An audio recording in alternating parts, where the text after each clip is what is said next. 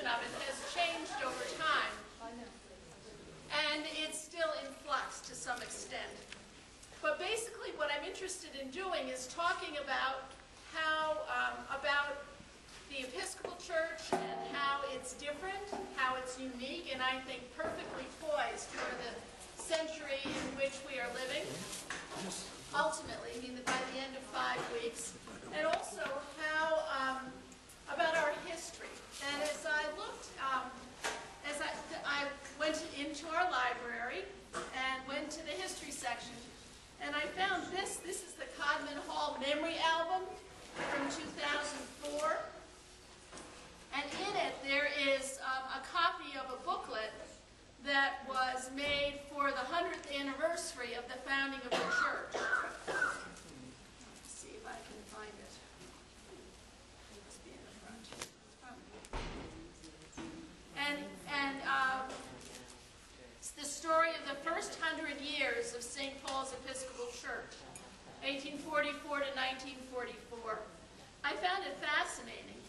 And and this also really goes back to the first people who landed on the shore of what's Maine.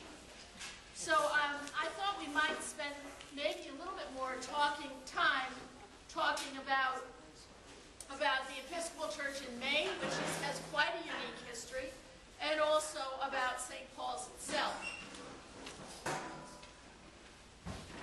But I did want to begin. This is being taped for the choir and others, which I'm very grateful to Bob Judd for setting up. I did want to talk about a little bit about the founding of Anglicanism. You know, we always hear that it's because Henry VIII wanted to get divorced.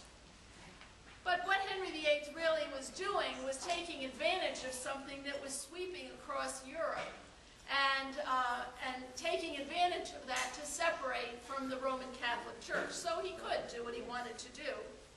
But also, I think it's fascinating that with the change from king to queen in England, the incredible difference it made in the religion there. 2 kings before Henry VIII, there was a man named Tyndale who wanted to translate the Bible into English, and that could be printed. And he had to flee to the Netherlands to do it, and eventually was hunted down and killed, Tyndale. And then James I, Henry's predecessor, accepted the English Bible and decreed that every church should have one, and they chained it to the lectern. And people who were illiterate would look at people coming down the street who they thought could read it and drag them into the church to read the Bible to them in English. And so then when Henry came along and began the Church of England, immediately, well not immediately, but soon afterwards, there were 4 different Holy Eucharists approaches being used in England. The one from Salisbury was translated into English, and it's the foundation of what we use today. And so the first prayer book came out in 1549. And others soon followed along as they struggled about what does happen to the bread and wine. And they went back and forth between the more Catholic view and the more Protestant view. And at some point, there developed this idea that we don't have to have the answers to everything, and that particularly as Episcopalians, we live in the gray. So I wanted to just write down a few things about what makes us unique. The first one is that our worship is in the vernacular of the people. It's always in the language of the people. And that's why our prayer books change.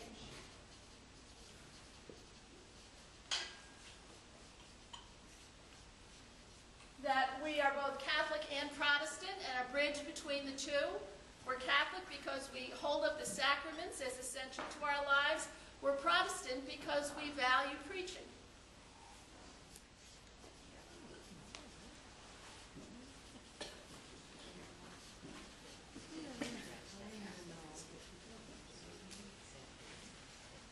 And we really are a bridge between the two, and people from kind of both ends of the spectrum can find a spiritual home in the Episcopal Church.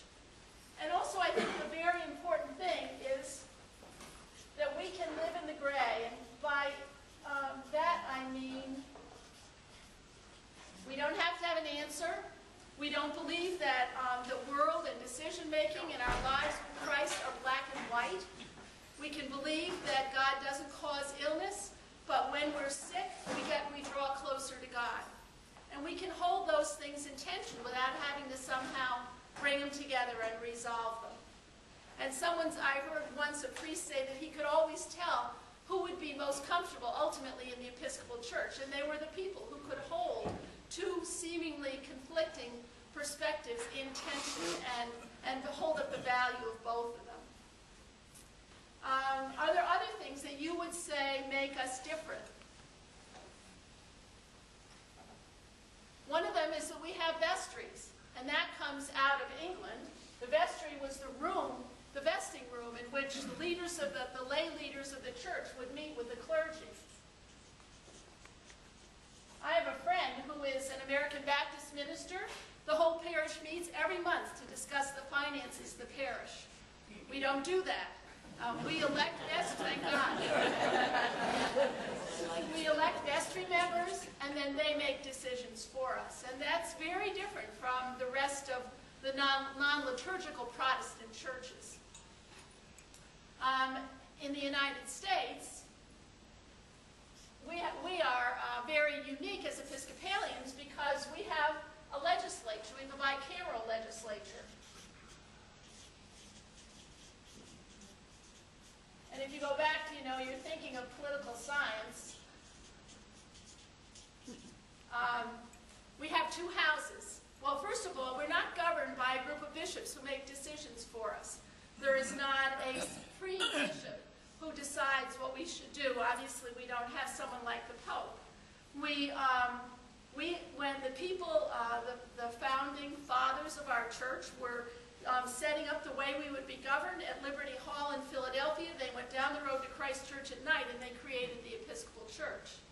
And we have a bicameral legislature. We are governed by the resolutions made by General Convention, to which every diocese sends deputies that meets 3 times every 3 years. And dioceses propose resolutions, individuals do, committees do. They go into committees just like our legislature in the United States.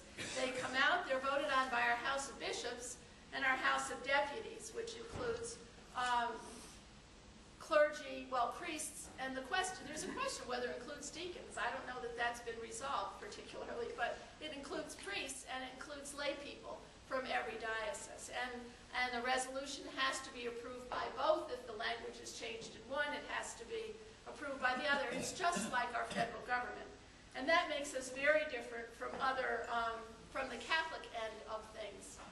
And I think it makes us more Protestant in that way. Are there other things? Yes? Clergy is part of the apostolic succession. Right. You want to say a little more?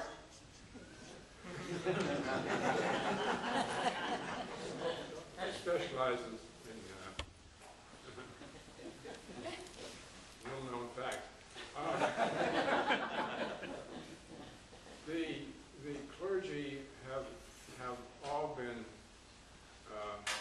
ordained by those that were ordained, that can trace the ordinations back to the apostles. Right. To the first bishop of Rome, right. Does that make us unique? Doesn't the Roman Catholic Church do the same thing? Right, but none of the Protestant ones do. Okay. And when we joined with the Lutherans in Call to Common Mission, we started having our bishops be part of their bishops ordaining, so that then their ministers going forward would be ordained in the apostolic succession. Yes? The role of the Bible. The role of the Bible. Would you like to say a little more? Well, it's not the one and only authority Right. on everything that's said and done. Right. Right. And what's the 3-legged stool? Someone One said of it. them is tradition. Scripture. Scripture, tradition, right, Reason. and reason. And the reason it's called the three-legged stool is because, you know, if one leg of a three-legged stool isn't there, it falls over. And so, that also leads us to, you know, we believe, although that's more today, we believe that Revelation's ongoing, that it didn't end when certain books were voted into the Bible.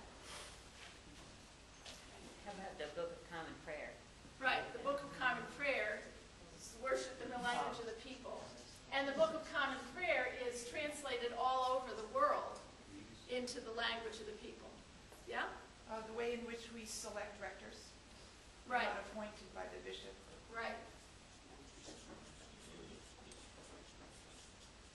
And yet, whereas in some denominations, 3 people might come in and preach who were selected by a discernment committee, here the discernment committee chooses one person who they recommend to the vestry. And so the role of, it's very much like the vestry. You know, we elect people to do things for us rather than feeling that every one of us has to be deeply involved in a process. Right, thank you. I kind of want to move on. I don't know, are there other things? Yeah. Unlike Protestants, we use the extra-canonical text Right, in the the Apocrypha. The Apocrypha is,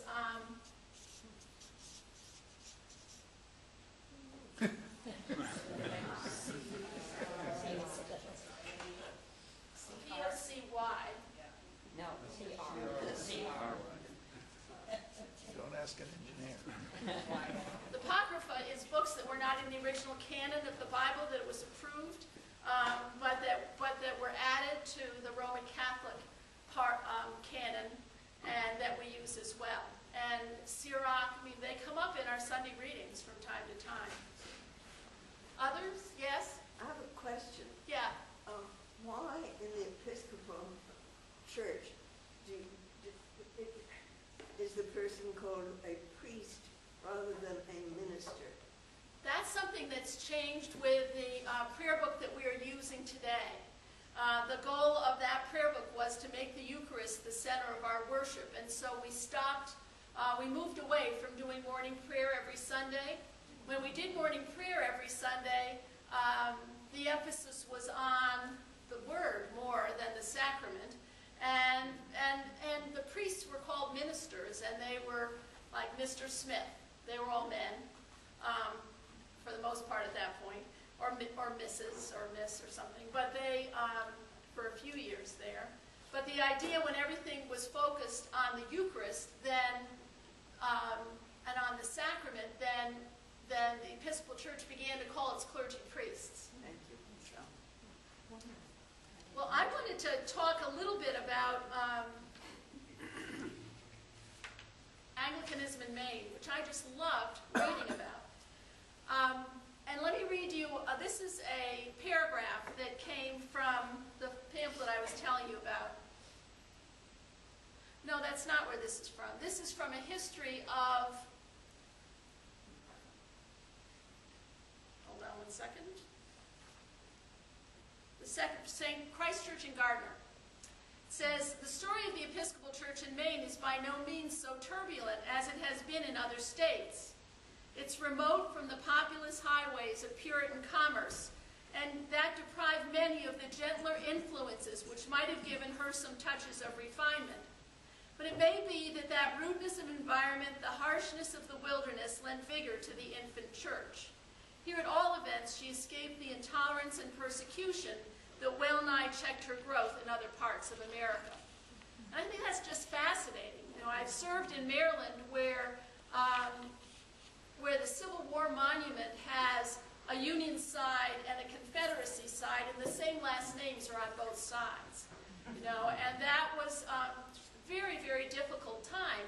And actually, some of the thinking came right from Brunswick, with Harry Beecher Stowe's Uncle Tom's Cabin having a tremendous impact on beliefs about race, about slavery in the United States. But I thought it was very interesting that it says that in addition to escaping some of the intolerance and persecution, the harshness of the wilderness lent vigor to the infant church. I didn't know that the first person to establish a permanent community here, his name was George Weymouth. He came from England to Monhegan Island, and he set on Monhegan Island a missionary cross, and he, in token of its possession by the Church of England. And so the whole Maine was claimed by the Church of England to be their possession. So, and I think that's just fascinating. You know, you hear about the Quakers in Philadelphia, the Roman Catholics who found a home in Baltimore, and the Puritans and Pilgrims and then Puritans in Boston. And but Maine was claimed for the possession of the Church of England. What year was that? 1605. So that was a good while before Plymouth Rock in Massachusetts. And also, in 1607, two ships sailed from Plymouth, England, and under the cross on Monhegan Island, held what's known as the first Thanksgiving service of our country, led by Richard Seymour, a minister in the Church of England. And they founded a town in that area. And the rites of the Episcopal Church, the Church of England, were celebrated in Maine for 13 years before the Pilgrims set forth in Plymouth. It was really fascinating. I don't know if you knew that. Ultimately, the area first of all, I've been interested to learn how much this area really was part of Quebec and part of that French-speaking culture. But the French were defeated by the British at some fort, you probably know the name of it, but I've forgotten it. And then it became part of Massachusetts. And the people in Massachusetts were not fond of the Church of England because they had come to avoid persecution from the Church of England. And that had a tremendous impact on our church here in Maine. In 1642, an Anglican minister had to return to England after being prosecuted by the court of Massachusetts for exercising the functions of an Episcopal clergyman to marry and baptize. And he would only be pardoned if he returned to England. And then he was followed by a man named the Reverend Robert Jordan, who had only some services on major feast days. And you know, the Puritans didn't celebrate Christmas, and the Church of England did. And so that was really anathema to the people in Massachusetts that this kind of thing might be happening in their area. And he also angered neighbors by refusing to allow the trial of an old woman they accused of having bewitched his cow, who had died. Even then, we kind of had some different ideas about things, and we're somewhat unique. In 1665, King Charles sent people to find out how members of the Church of England were doing in the colonies, and they were doing well in Connecticut and Rhode Island.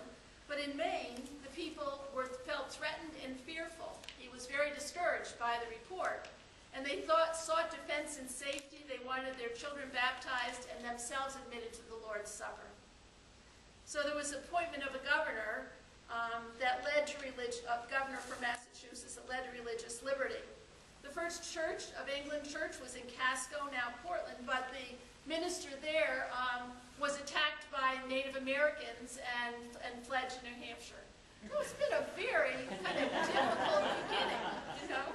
And 80 years later, the Society for the Propagation of the Gospel, one of the two mission groups coming out of England, sent clergymen. And Christ Church in Gardner was the first permanent parish. St. Paul's in Portland, now St. Stephen's, was burned by the British in 1775 and rebuilt in 1783. Then there was an Eastern diocese, and then eventually Maine separated from Massachusetts in 1820, and it wasn't really until that time that the Episcopal Church, which it then was, really began to grow here. In 1844, St. Paul's was founded. The first meeting with a bishop after Maine became separate was held in Brunswick too, probably because of Bowdoin College. And people from both of the churches came and established the Diocese of Maine. And there was a close connection for years between the Bowdoin College and St. Paul's. We were known for raising up people were several ordinations here. There was a large fire that I'll talk about in a few minutes, and the church was believed saved by nearby firemen and the students from Bowdoin College. So I think that's interesting. There's a very long history here of connection with the college. The church, this church, was built in 1845. And, you know, so many churches that I've been aware of in the Episcopal Church had a small wooden church, and then they had a bigger wooden church, and then, you know, and sometimes fires did it. Often they just kept wanting a larger church. But I think it's rather unique to have the same church for that many years. And it was, the Ladies' Sewing Circle was organized in 1845, and they later became the Episcopal Church Women. They probably are the group that meets here every week. Tell me its name again, because I'm drawing a blank on it. Holy Stitches. No. The women's group. The women's group, I think, because it became Episcopal Church Women. But perhaps Holy, you know, it's all one and the same. They furnished the church with altar, pulpit, reading desk, chairs, and 3 years. The first organ was purchased in 1848. But then there was no winter worship, and then there was a new rector, and it just kind of went back and forth. It was known as a kind of weak, I forget what the exact language was. Very small and frail in the beginning. But then it grew. And it's interesting to me also that often the funds to renovate the church came from outside the church.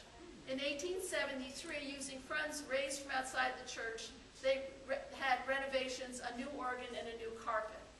New furniture, new choir stalls, a lectern, and in the Victorian age, the whole inside of the church was painted beautiful, bright, kind of, we would call them jewel tone colors. There was a blue ceiling with gold stars on it. There were fleur-de-lis on the wall. There was language about on either side of the windows, colors such as a deep red, a deep green were painted on the sides of the windows. There was a canopy painted over a window to a window to a bishop. Those things are all gone because there was a fire that greatly damaged the church. But in 1883, they began having Holy Communion every week, which was different. And apparently there was a translucent marble window, the Ascension of Christ over the altar. And it was removed to be replaced by another window, and it broke. Oh. And but apparently parts of it were still usable. And I don't know what there is in the Undercroft. I wonder if there's anything still down there. Probably not. But there was a fire in 1903 that led to a renovation of the interior of the church, a new organ in its present site. And then in 1912, 100 years ago, in April, there was a fire at St. John's and the embers came over here. They had a wooden church. It burned to the ground, I imagine. And the embers came over here and greatly damaged the interior of this church. And if you look at the stained glass windows, I think most of them were given in this century, because I would imagine that they were all, what was there was destroyed.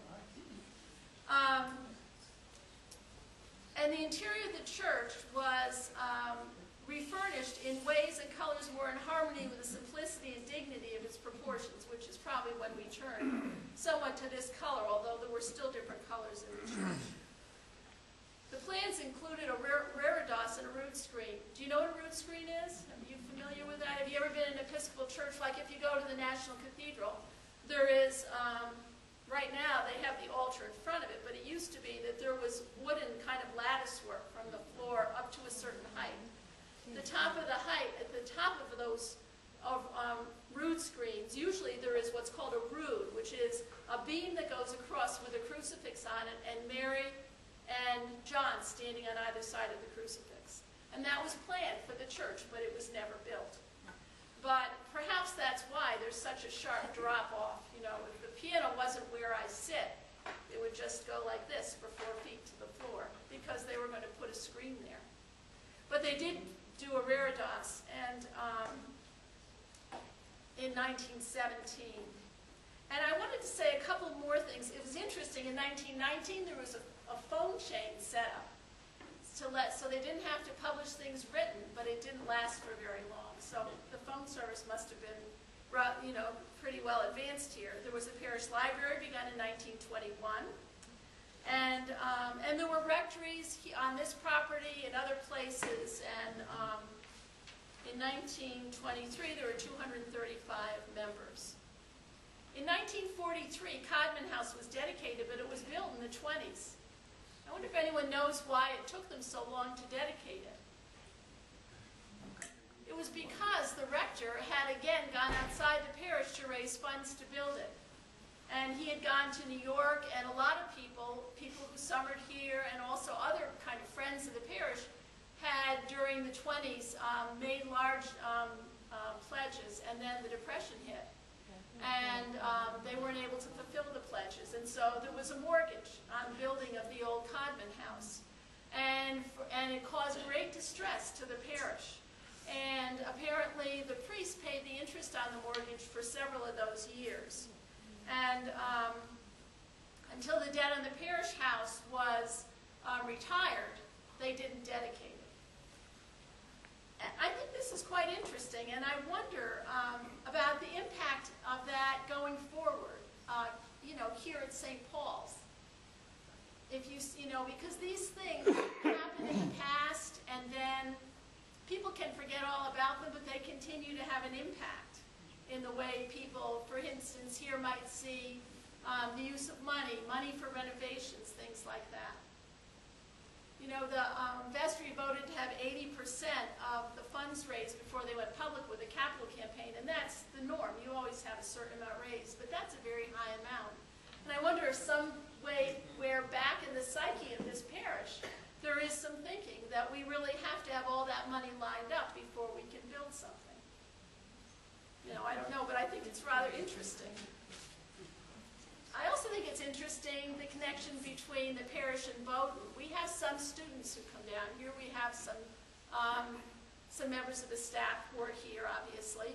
But it used to be the first services were held at Bowdoin, in the chapel at Bowdoin. And it used to be a very, very strong connection. And I wonder if there's something in that. Sometimes parishes' founding stories have a lot to do with this is a wonderful, flourishing parish. But they also, you can go back to those founding stories and find ways in which a parish can enhance what it is. And that's one of our founding stories, is this very strong connection with Bowdoin. And then the question, and then I think something else to talk about is all of these renovations to the interior of the church, and what we consider to be cast in stone, what's not cast in stone. It's kind of like, it's not the same in any way, but there are people who think that the Lord's Prayer was said by Jesus the way we say it, and it wasn't. But you get used to something, and you can really think that that it is what's always been there, and therefore very important, to keep it the way it is. But the church has been renovated again and again and again, and we're in the midst of doing some of that as well. Again, with the organ, with the purchase of a new organ and its installation. So I wonder what thoughts you have about this. What does it, the connections with the past, the connections with, the stories about the parish and its early struggles, if that informs, if there are ways in which you can see that informing who we are today. Yeah. I knew this, but I think I forgot. When was the altar raised? After the floor of the chancel was raised after the fire 100 years ago. In 1912.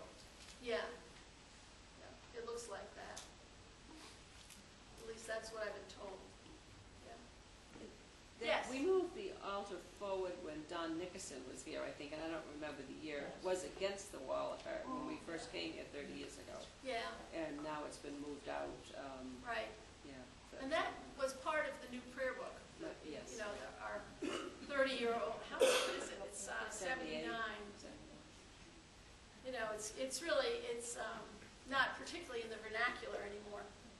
But it caused such a furor to introduce that prayer book that it will probably be 50 years before there is another prayer book, if there really ever is one. There may be other ways of, of gathering material instead of having a book in a pew. Yes? I can remember a time many years ago, we've been here about 30-some years, so we were young members then, and there were old folks who liked to have some of the old ways preserved.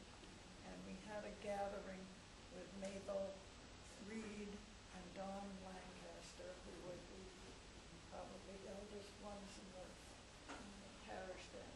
And they told us lots of little stories about the older days here and how some things had changed. Mostly from a social point of view rather than from an ecclesiastical or liturgical. Yeah. But you do lose some of the history You do. by not paying attention as you did at that time. Now I'm Yeah, Marge is saying, just for a second before you continue, Martin, in case you can't hear her, Marge is saying that that they've been here about 30 years when they first came.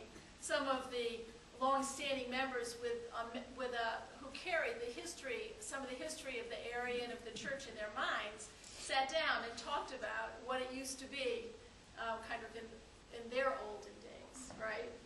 Yeah. But now, you were talking about the value of learning those things. I think there's value in paying attention to historical ways of doing things. Right. Not that we don't want change, because I think most of us have welcomed the changes. But there is some value in the history of the parish. There's value. She's saying that can you hear her? There is some value in the history of the parish and in the traditions of the parish, even though it is a parish that has been accepting of change. Kind of hold them in tension, I guess, right? Yes. I'm sort of foreshadowing what most of you don't know, and that is the Lenten book. But there's a very interesting theme that I think you're observing, and actually that the Lenten book observes as well. This idea that you hold on and even maybe resurrect those things in the past that are valuable and that are worthy. And at the same time, that's the tension. And at the same time, you adapt and change and go forward for what is important and necessary for the future. You don't forget the past, but you are willing to change, which is very hard. And you do hold them both in tension, and the Lenten book talks about that too. Right, yeah. And actually the Lenten book talks about, I guess it's not really quite up there, but that the idea of the Church of England was to go back before what had been added on during the Middle Ages, and go back to the early church, go back to that sense of community that is really important to us today as well. And so, looking at the past and at the traditions that help people grow as Christians, the traditions that were essential in the early church, and also I don't mean to exclude the last 100 years, but were essential in the early church is very, very much Anglican Episcopalian approach to things. And there was an effort to make the 28 prayer book really reflect the Eucharistic prayers that were used in the very beginning of the Christian church. And then I understand that it was published in 1928, or maybe approved then, I'm not sure exactly which, but it was, and then in like 1929, an old manuscript was discovered in Monte Cassino, a monastery in Italy, and the people who put the 28 prayer book together were thrilled because the way that Eucharistic prayer went was so much along the lines of what we were praying in the Episcopal Church. So, thank you. Yeah. A fairly recent piece of history is when we, on the building committee, when we built this building, we thought two things were very important going forward. And one was to to take some things out of the old church, that the old building, that door over there for one, and others, that we salvage those and keep those. But also, all of a sudden, we were about ready to pull the trigger, and we said, wait a minute. When we have a backhoe come in here and go for Codman Hall and for Richardson House, we felt it was important that we allow and invite and encourage people to come and see that beginning, because it only took probably a day and a half in this place that the Codman Hall and Richardson House were leveled. We wanted to make sure that people could come. We had some kind of a ceremony, which I don't remember what it was now, but so that people could actually see the old building go. And we thought that was as important as making the decisions on building the building. Right, to honor the past. And that's when, I kind of refer you back to this. This book has pictures of that, of what looks like a stripped down roof line with a backhoe just going into it. Yeah. So I commend this to you. It's in the library. Yeah, thank you. I mean, it is really important also when changes are made to let people talk about what they remember happening in a space as well, and honoring it that way. Yeah. It used to be that there were more Bowdoin students that attended church here than seems to be the case now, and I don't know what the reason for their not coming, but we had quite a few who were regular attenders. Well, some say they don't go to church. Some do. We have one who sings in the choir, and we have a couple of others. But I think it would be wonderful if we could, if we could try and connect ourselves more fully with them. And actually, I've been talking about creating. There's a compline service that they do at Christ Church in New Haven. They have 200 people come from Yale. It's a very, it's pretty mystical. They have incense, they have lots of candles, and then there's just a small choir that sings compline, which is 20 minutes long.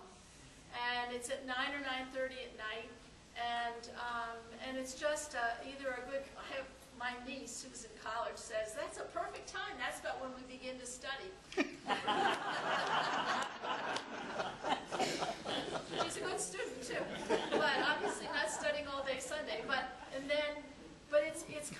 it's mysterious, and young people really love mystery, and I'm hoping that we can do something like that there. We still are trying to get the approvals that are needed, but Bob Judd and Crystal Judd both think it would be a great idea, and I think it would be wonderful to do it here. When I talked with the vestry about it, someone said, and hopefully, eventually we can move it here, and I think that might be a possibility. They find at Christ Church that the students come to the compline, and then some of them begin coming to church, on Sunday mornings. Yes.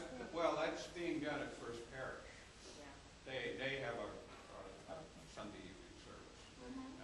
Just to throw that out for information. I thought that, but then I talked to other people, and no one seemed to be aware of it. So, but I thought they may be doing a compline. I don't know if it's a sung one. Well, it's a lot of songs. Yeah. And the other thing I was going to mention is when we first started coming to St. Paul, there was actually I can't remember the woman's name, but maybe some of you remember, who actually had a group of Bowdoin students that they met once a week, and she facilitated that. And there was still a small group of Bowdoin students attending when we first started. That was Lee Russell. That's right. They met at the college and just gathered for lunch, whoever was interested. Yeah. There's Elizabeth Ring told me recently that, you used to just be able to go up there, sit down, and people would sit down with you and start to talk with you. She said she thought that they had changed now to there being two different halls where you could eat, and it wasn't so easy to do. And I'm not sure, I don't know if the campus is that open. That you can anybody can go in and sit down. I don't know. But at any rate, I think that nurturing a ministry there would be a wonderful thing for us to be able to offer, because I do, and by the time we get to the end of all these forums, I'll have listed for you all the ways in which we are perfect for this century. You know, the Episcopal Church is. People don't know about us, but it's perfect for young people, and its interest in its acceptance of mystery and its ability to live in the gray. You know, it's a lot of, and our service, our emphasis on outreach and service, that's what young people want. So I think we need to help try and communicate it. Father Dan Kuhnhart, who lives in the area and attends Grace Church, was my priest in Western Mass. He was a graduate of Bowdoin, and he was sharing with me one day, more Bowdoin graduates, if I get this right, go into for ordination as Episcopalian than any other small college in the country. Wow. Now, the emphasis is not on religion at Bowdoin, but they get something there that says that they want to serve. Wow. I thought that was an interesting. Yeah, that's interesting. Yeah. Yes. It was interesting. We hosted a student. We've hosted a lot of students at Bowdoin, and the last one that just graduated was from Hong Kong. And there's really a kind of a fundamentalist Christian group There is. at Bowdoin today, Right. of which he was a very strong part of. And we coached him to come down here a few times. But it was interesting that it wasn't the mystery that kind of interested this group. It was more of it was a very democratic sort of thing, but it was kind of fundamentalist in its strain. And it really was fascinating to this boy who grew up in Hong Kong in some kind of a Christian community. But it was that part of the religion that really Kind of fascinated the black and the white, as opposed to the gray. Yeah. In a way. Yeah, there was a group that was being paid by the parish, not the parish, the school was underwriting them bringing in speakers for services on Sunday morning. And I think they were Sunday morning. And it was interesting that when I first came and started talking with people here about I went to diocesan convention, and 3 people came up to me to talk with me about the need for ministry with Bowdoin. And I thought that was, I only been here 3 days then or something like that. It kind of made an impression. But then I went to, I met some at Wild Oats for lunch, and I was reading the paper when I was there, the Bowdoin paper, because it happened to be there. And there had just been an issue with the support of the college for this group, because some of the leader of it, who was an adult from InterVarsity, which is a conservative college ministry, had either he had preached a sermon that had offended people about homosexuality, or he had condoned one that was preached. And basically, this is what we believe, and it should be preached. And the college stopped supporting the funding. And the article said that it was clear that there were many students whose spiritual needs were not being met by this group, which has also kind of encouraged me to think that we might do something there. Yes? I think it's nice to know, I know Louise Coburn was involved in creating that book, and Nancy, you may know who else. Did Louise? The book that Anne refers to? I know Louise. Mostly. Was it Wayne also? It says created by Louise Coburn. Yeah. Oh, it was Spring 2006. Yes. It's a longtime member of our parish who's in Florida right now, Snowbird. Right. I think I Yeah. It has wonderful pictures, and Yeah. it does talk a lot about the history. And some of the people who I've heard about but never knew who they were or never connected them. So it was helpful to me. But it is a wonderful book. Other thoughts? Yes. I would like to say something about how Episcopalian Christians are unique. And more specifically, English Christians. In the early church, and I'm talking about the first 100 years of the Christian church, England, bishops were seated according to when a country was considered Christianized. And England's bishops always had the primary seat because England was considered the first country to be Christianized in the world. But we do not understand this precious history that we have because we are so Romanized that we we only really study the Christian church from the time that Rome took over and became the central that's thing. true. But Yeah. England had been Christianized for 200 years before that happened. Right. And whether you believe in Joseph of Arimathea, who was, and I do, who was supposedly appointed bishop of Britain by St. Philip, one of Jesus' apostles, or whether you believe it came 2 or 3 bishops later. Our church is very, very unique, and one of the reasons that the Episcopal Church was so easily accepted into the fabric of British Isles was because they had a long, long history before Rome of being Christianized. And so what they really thought they were doing was going back to their unique British church. Yeah. I think one of the things that I've really loved is learning about, and this is another forum series, and we need to end in 1 minute, so that the kids can have their Sunday school back here.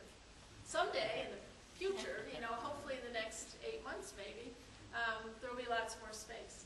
But one of the things that has intrigued me so much is that, after the Holy Roman Empire became Christian, there were people who thought it was much too cushy and much too easy to be a Christian, and they went out into the desert. And we read about the desert mothers and fathers. And the largest part of Christianity was really in northern Africa. It was not in Rome and Greece. And little by little, that area has become more Muslim, much more Muslim. But they talked about 2 different kinds of crucifixion, martyrdom. One was the red martyrdom where you were killed and there was blood, and then there was the white martyrdom, and the white martyrdom was to get into a boat and see where the waves took you. And Christianity was spread all up the coast of Spain and France and into England, and it was the Eastern Christianity, not the Roman Christianity. And when you look at what Celtic Christianity was, which was a blending of the Celtic culture and Christianity, we as Episcopalians are so much like that. It's really quite incredible. And so I love to do a series of forums on Celtic Christianity, because what we are as Episcopalians, it seems to me, is almost that Christianity that went underground when it all became Roman coming back in the Church of England.